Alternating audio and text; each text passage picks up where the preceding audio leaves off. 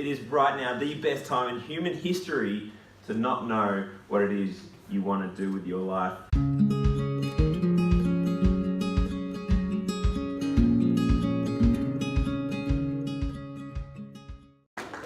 Well, good everybody. Thank you, Hillary. Thank you for having me here today. Right now is the best time in human history to not know what you want to do with your life. It's probably a bit complex, I'll say it again. It is right now the best time in human history to not know what it is you want to do with your life. I am jealous of you right now that you are living in this age of the internet and phones. I'm going to talk about what I would be doing if I was right now in your position, trying to figure out what you want to do with your life, because I think you have amazing opportunities. I'm excited just even thinking about it, and you guys, I hope, are going to be pumped at the end of this bit of a presentation. And I think a lot of this isn't just going to fall into your hands. This is about you wanting to follow a passion, something you care about. And I know today we're talking about the environment, and that's my passion, but a lot of you probably don't have that passion in the environment. This is about you finding what is that thing that you really love and you want to follow. And I'm saying you can make money out of it. You can become an entrepreneur. You can create a career just by creating content and using your phone, which I'll unpack in a second, to create your own future. To me, that is just super exciting. And it is all based around your phone. Does everyone have a phone? Everyone's got a laptop or a tablet or access to. And you have access to the internet. And you guys probably follow people on Facebook, on Instagram and Snapchat who are doing everything you should be doing to set yourselves up for life, to live the life you want to, doing the thing you really care about and are passionate about. And how do you do that? It's through putting your phone like this. I did this morning for my social media on the beach on Instagram. I clicked go live and I started saying stuff. And that went to people who care about the stuff I care about. And by doing that over and over again, or creating blogs or doing podcasts, it creates attention from the people that you want to influence, that you want to either pay you money to give them a service or to advertise their shoes or whatever it is. And it is purely by you just creating that content and talking about the thing you love. I just can't believe how amazing this opportunity is for you guys. And why do I say it's the best time in human history? Well, you think about where we are. We've got this thing called the internet. I used to have to do dial-up internet, which you probably haven't even heard of. And I live pre-internet as well. I'm 35, I'm nearly dead. But you guys are living, you've had it your whole life. This internet thing is amazing. You can connect to anybody, anywhere, anytime. Unheard of, ever in human history. There are no gatekeepers now between you and the people you want to influence or the people you want to get to. If you want to contact, I'm trying to think of someone famous off the top of my head, I can't. Anybody you want to influence, you can get onto their Instagram account and you can send them a direct message. It's just ridiculous how easy it is for you to connect to people that you need to follow your dream. We're a very rich country. We are doing very well. There's people around you who can support you financially or in whatever way you need to. So you're in a great place in terms of geography. And again, you have a phone which can access the world. So how do you do this?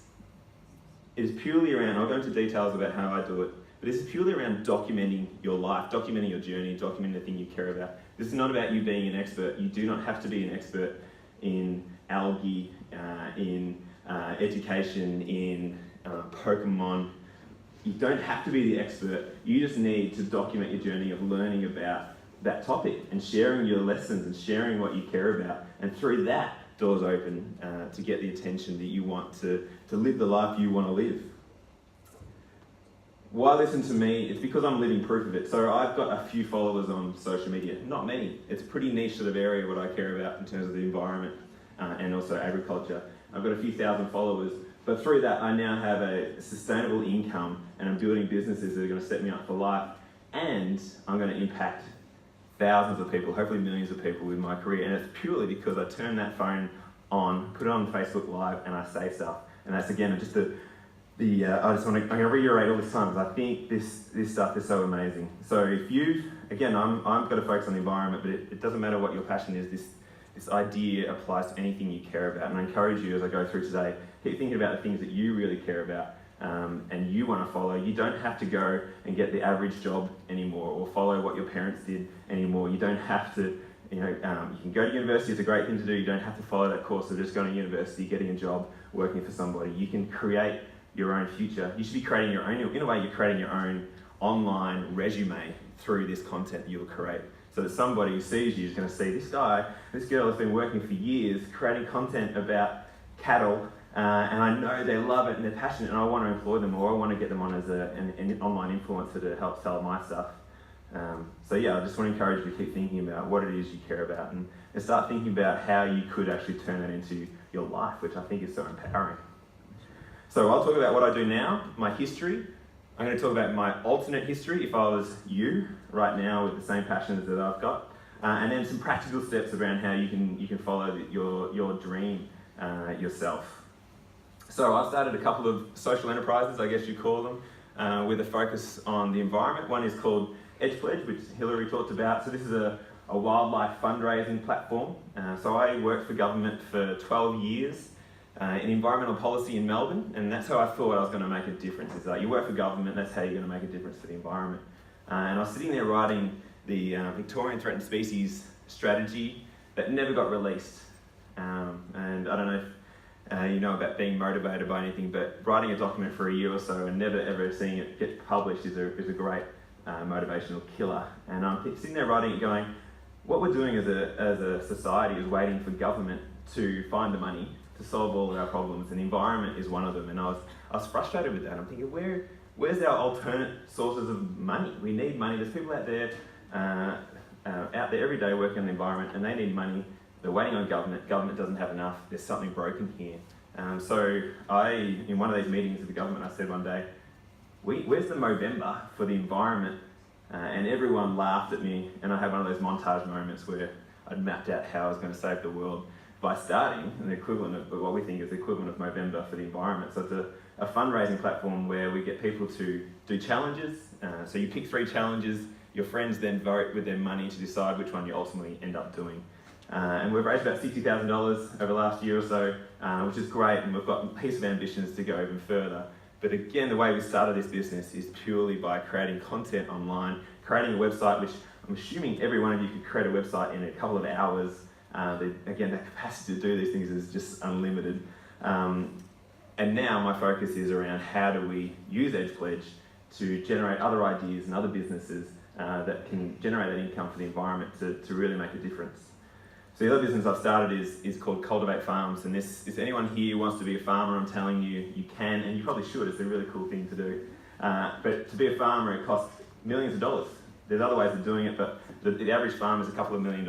And unless you are filthy rich right now, the possibilities, or you're going to inherit the farm, the ability for you to buy a farm and become a farmer is pretty limited. So most people cross farming off the list, which we think is terrible, and we think it's one of the reasons why regional communities are struggling to retain young people. So we've created what we didn't realise we were creating, in that we didn't want to go out there and create the Tinder for farming, but in a way that's what we've done. We've created eFarmony. It's all about matchmaking aspiring farmers with people who have the money or people who have the land.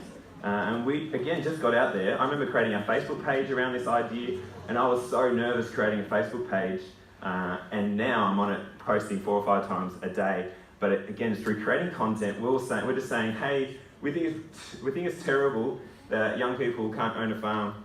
That's not good enough. We're going to find a solution. And we just documented our journey of trying to figure out how do you make it possible for a young person to own a farm. And 3 years later, we've matched young people with investors. We're matching retiring farmers with young farmers. There's one guy's going to own a $10 million farm in 10 years, just through matching, just through relationships. And this again all comes back to this thing in your hand called a phone, called Facebook, called Snapchat, and the ability for you to get attention to the thing you want to is absolutely there. And then through these 2 businesses that I've started, it opened doors to this whole new world of investment, which I've never known in the environmental sector. So again, the backstory is people relying on government to hand out money to support the environment. There actually are wealthy people and even mum and dad investors out there who would invest into businesses and ideas that will do good for the environment. And all they need is the opportunity to put that money into good projects. So through starting Edge Pledge and Cultivate Farms, it's opened this world of impact investors is what they're called, people who want to invest to do good. And now I'm working with these investors to work through similar businesses to Cultivate Farms and Edge Pledge to support these environmentally focused businesses to make more money, to save the world. So my vision, I guess, and I've been trying to figure out what that is for a number of years, but I'd love to be able to influence every single landholder in Australia to look after the environment, and that's public landholders as well as private landholders. And I really do think I've got a really good shot at being able to do that. So my history, I grew up on a dairy farm in central Victoria in a town called Dingy, which I'm assuming everyone's been to. No one's been to Dingy, no one knows where it is. It's a beautiful little town in central Victoria on a dairy farm. And I grew up, working on the farm like every other farm kid did. And my mum actually she grew trees from seed. And I remember just seeing her every day. She would actually walk down the back of the farm and she'd plant a tree. And I just asked her what she was doing. And she showed me how she grew these trees from seed. And I was really fascinated for some reason. I love the idea that you can create life and that life can create more life. And so she taught me how to grow trees from seed. And I took over what she was doing and I started planting all these trees across the farm, and I was charging mum and dad for my time and for selling the trees back to them. And I loved it, and I love this idea that I can look after the environment, and I'm integrating these two worlds of agriculture and the environment, which I think are too often seen as warring against each other. So I thought, well, how am I going to turn this into, what am I going to do with my life, I guess, in a way. And I remember asking my dad if he was going to give me the farm. And I thought, I'll be a farmer, that sounds great. And he just laughed at me straight away and said, you're not getting it. We're going to sell it, we're going to retire, so bad luck, go do something else. And that's where I thought, well, what can I do to really influence the environment and follow my vision? So I thought, government, that's what you do. You go work for government, and I managed to get a scholarship to work for the Victorian Department of Environment in Melbourne. And I worked there for 12 years in environmental policy after studying environmental science. And then forward to that time when I was writing that threatened species strategy, and I just got frustrated. And I thought, wow, I really want to make a difference. I want to do something cool. What can I do? And that's where this concept of Edge Pledge came from. But before that as well, I want to encourage this from you as well, and this idea of it's okay not to know what you want to do in life. Become an idea generator. I think ideas are the new currency of this world. If you have ideas, most of them are going to be terrible, but if you're good at coming up with ideas, one of them is going to be great that you're going to be able to follow, or you can help other people, or people come to you because they know that you're good at finding solutions. So that was sort of my thing. I made these lists of all these ideas, and Edge Pledge and Cultivate were just two of those ideas that I wanted to follow. And I can show you my list of other ideas if you guys want ideas on things to do and businesses to start. But I encourage you to think about those ideas and what you can follow. So before putting this presentation together, I just did some thinking about, well, what if I was 15, 13, at school right now, and I had this vision of I want to help the environment, what would I be doing? So I've sort of put together some thoughts around, if I were you and I wanted to follow my dreams, how would I have done things differently? So we'll go back to me following my mum around planting trees. What I would have done straight away is get on Snapchat, and I would be there in the greenhouse and saying, "G'day guys, here's Sam here, the tree grower." I don't have a really cool name, better than that one. And here I am, just putting the seed in. And over here is the seed growing in 3 weeks' time, and here it is at 4 weeks, and here's it at 6 months. And here I am out in the paddock. I'd be sharing those videos, just documenting my journey of growing these trees. I'd then be on Instagram.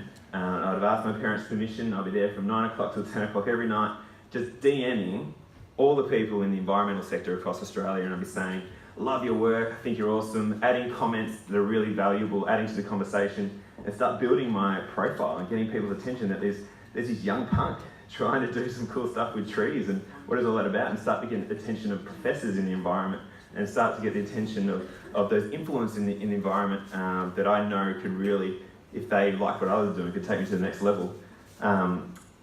I'd then start focusing on my business itself, and I'd think, well, if I've got this attention and I can grow trees, I'm going to start employing my mates who are going to work for me. I'm going to get contracts with these farmers. I'm going to ham up that I'm a young person making money out of these trees. I'm going to go talk to all these farmers and say, "Hey, you need to grow trees, I can do it for you. Here's the price." They'll pay me because they love the story so much. I'll then contract my mates to do it. They'll work for me while I'm there on Instagram creating more content and making money off my mates. This is just, the opportunities here are amazing. I really think I would follow that, and I'd encourage you guys to think about doing this. And all this time, over 2, 3, 4, 5, 6, 10 years, I'll build a following. People would know about me. And then people will be hitting me up for interviews, no doubt, on ABC radio, on TV, on YouTube channels, podcasts. People will be asking for my opinion. And then I can start building this audience, and then I can start thinking, well, what do I really want to do with my life? What do I really want to do with this attention? Where can I take this? What bigger contracts can I get? What other ideas do I have? And the doors will be open to me, and away I go. It's really straightforward and exciting. So some practical ideas for you guys, and they're around 3 concepts around dabbling, documenting, and patience. So hopefully you've been thinking about what it is you love and what you're passionate about. And this first one is dabble. So I think it's cool and it's fine if you do not know what you want to do. Because of this ability for you to try things, to Google things, to put some videos up and see, oh really, I actually don't really like this, and you find there's something else you want to have a crack at. I think that is absolutely fine. You are so young. I'm 35 now, as I said, and I'm only just starting. I feel like I am only just starting. I'm going to be running businesses when I'm 100. You have so much time. So I want to give you that context that you guys are so young, and I encourage you to dabble. Get good at doing videos. Get good at hearing your voice coming back after listening to it on video. Get good at Snapchat. Learn all the new online social media platforms that are coming out and get better at them. Become an expert in this content, because social media is not going away. It is going to be it is just the internet now. So learn and build your skills that way in a topic, so that when you do find that thing you really do care about, you'll be able to smash it out of the park. The second is documenting, and I mentioned this before, but you do not have to be the expert in anything. And to start creating this content, you don't have to be the expert. All you need to be doing is talking about, this is what I'm learning, this is who I've met, this is what I'm passionate about, asking questions, and just creating that content on blogs, on podcasts, on videos, whatever you're comfortable and natural doing. But just get out there and document. Don't think that you need to be the expert. In 3 or 4 or 5 years' time, you probably will be, but right now you don't have to be. And then patience. It does take time to build up an audience. I remember when I quit government, I thought I'd have Edge Pledge up and running in 6 months, and I'd be making a lot of money, and things would be great. And I now have this complete different understanding of business. It takes years to build a business, and it takes years to build an audience. So make sure you have that patience with you as well. You're not going to be an overnight success, and there never is going to be such a thing as that. But just have that mindset that you are going to be building businesses by the time you're 100. You're just learning this whole time, or you're going to be following your dreams that whole time. So just build your skills that you can apply anytime. So the steps that I think you should follow if you do really want to pursue this is pick your topic, or pick many topics and just have a crack at many. Find what you're comfortable in terms of doing in terms of creating content. Is it you're a really good writer? Is it you're really funny and you're really good on videos, or you're just really good at talking, so do videos? Or is it better just being on podcasts or audio? Or is it just photos and doing cool photos? Just figure out what you're comfortable creating content around with that topic that you care about. Start documenting your journey. Just getting used to this idea of doing a 30-second update on what you've learnt today around that topic, and sharing it.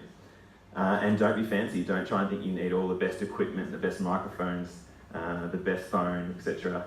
Every phone, every computer now has the ability to record. Just click record and get it out there.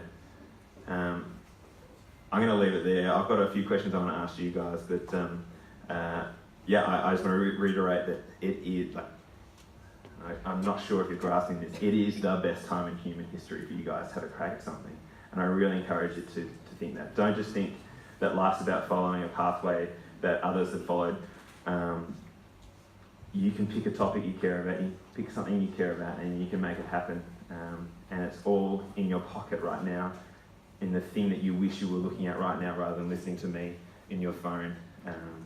So get cracking.